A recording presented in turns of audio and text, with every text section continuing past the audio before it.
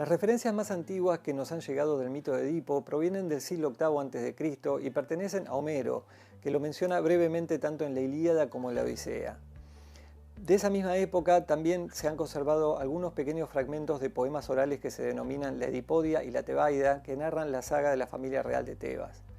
Pero, sin duda, la historia de Edipo adquiere una fuerza que aún hoy conserva a partir de la tragedia Edipo Rey que compuso Sófocles en la etapa de esplendor del teatro griego en Atenas.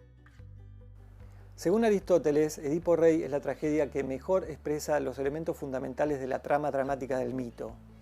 Esto es así porque experimentamos espanto y compasión frente a la catástrofe que vive este protagonista. Una catástrofe producida por su jamartía, es decir, el error de consecuencias trágicas, por la hibris, la soberbia, por la peripecia, el cambio de fortuna, y también por una anagnórisis, un reconocimiento que es contundente y sin atenuantes. Pero antes de hablar de la obra, vamos a hablar un poco de su creador. Sófocles vivió una vida realmente larga para la época, atravesando casi todo el siglo V a.C. Es autor de 130 obras, de las cuales lamentablemente conservamos solo 7, y ganó 24 veces los certámenes que se realizaban en Atenas, aunque resulta sorprendente que la tragedia que es considerada la más lograda, es decir, Edipo Rey, no haya vencido. Su estilo es más natural y espontáneo que el de su predecesor, Esquilo. La concepción de mundo ha cambiado y ya no tiene lugar esa maldición que se heredaba de generación en generación.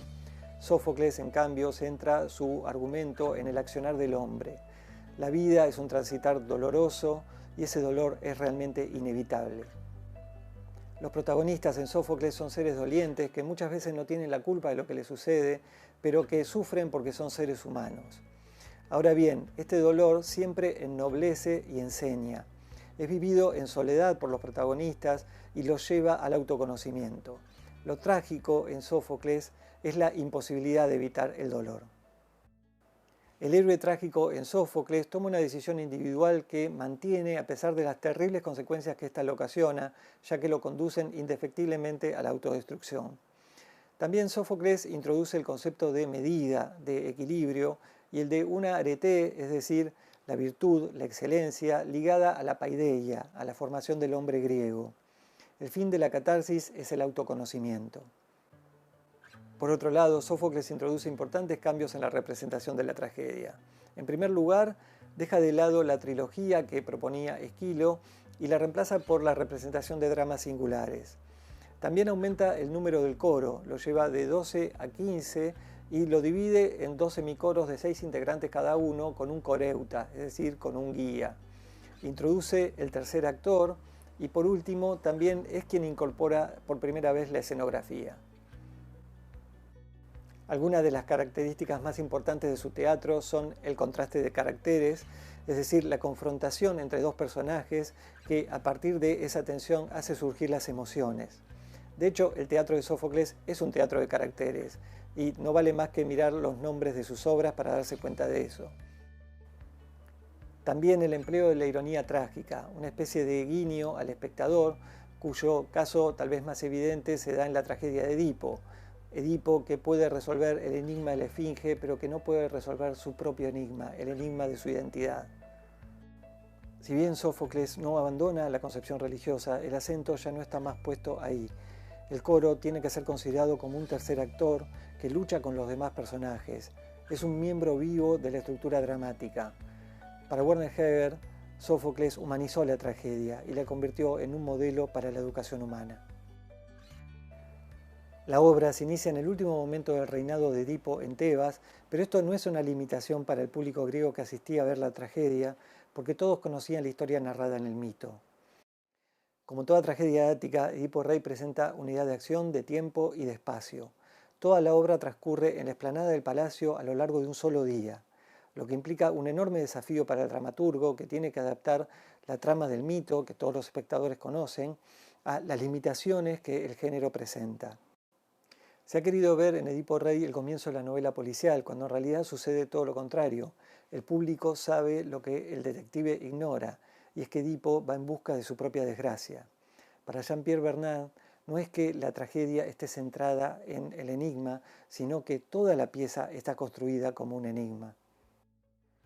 Al ser consultado el oráculo de Apolo sobre la peste que asola a toda Tebas, responde que el asesinato sin sentido del rey Layo tiene que ser castigado.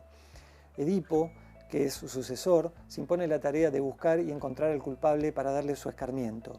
Lo hace con un interés extraordinario porque dice: lo haré como si se tratara de mi propio padre. El público en las gradas, que conoce la historia y sabe que Edipo es el asesino de su padre, capta la ironía trágica. El título de la obra era originariamente Edipo Tirano, o probablemente sencillamente era Edipo. Pero la palabra tirano no tenía el concepto peyorativo que tiene actualmente. Para los antiguos, tirano era aquel que gobernaba con un poder excepcional, pero no pertenecía al linaje de sangre. Edipo, como muchos de los tiranos de su época, era extranjero, o por lo menos así él lo pensaba.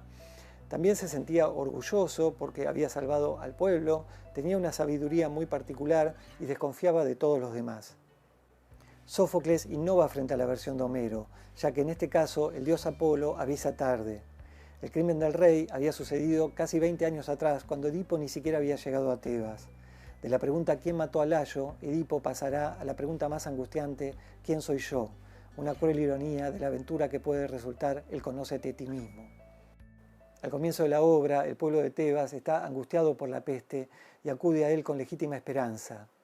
Edipo se muestra benevolente y seguro y actúa como un padre de todos. Asume el rol de protector de la ciudad como un semidios. La estructura dramática es muy equilibrada. Hay 6 escenas, 6 encuentros separados en 3 y 3 por la aparición de Yocasta, que ocupa más o menos el centro de la obra. En la primera parte, Edipo dialoga con Creonte, con Tiresias y de nuevo con Creonte. Luego del encuentro con Yocasta, que impone un nuevo rumbo a la trama, en la segunda parte aparecen el mensajero de Corinto, el viejo servidor de Layo y el heraldo, que cuenta lo sucedido en el interior del palacio. El famoso enfrentamiento entre Edipo y Tiresias es de una resonancia muy cruel.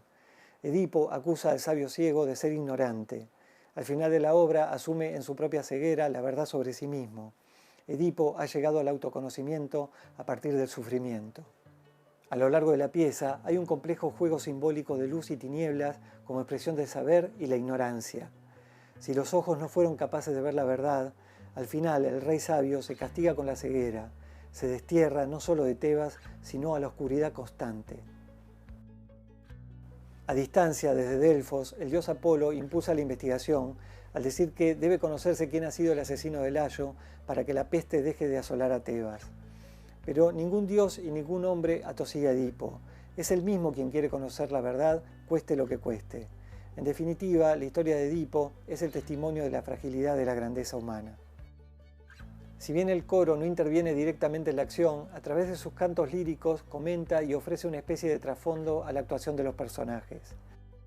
Al principio manifiesta su confianza en Edipo, luego expresa sus críticas contra los excesos de la tiranía, y con la revelación sobre la verdad de la identidad de Edipo, el coro entona un himno que reflexiona sobre la condición humana y expresa su horror y compasión.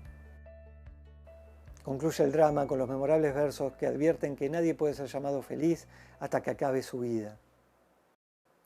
Como dice García Gual, la suerte del héroe cambia de manera radical y absoluta. El extranjero es en realidad oriundo de Tebas. El descifrador de enigmas no puede descifrar el enigma de su propia existencia. El clarividente es un ciego, el justiciero es un criminal. Quien ha salvado la ciudad en su momento es ahora su perdición. Cada avance de Edipo hacia el descubrimiento de la identidad del asesino de Layo lo conduce solo hacia atrás, hasta que con la última entrada del pastor, él retorna al mismo momento de su nacimiento, el del niño de pies agujereados abandonado en el Citerón. Edipo ha retornado a la simiente del vientre de su madre en el que fue engendrado.